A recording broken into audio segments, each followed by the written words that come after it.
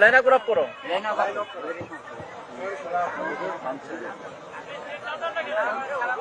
আমাকে নিয়ে যান।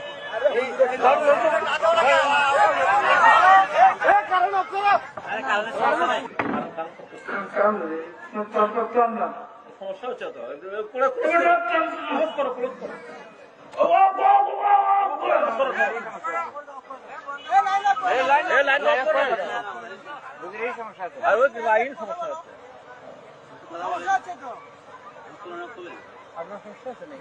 ভয় করতে বলেছেন, কেমনে ভয় করতে হবে?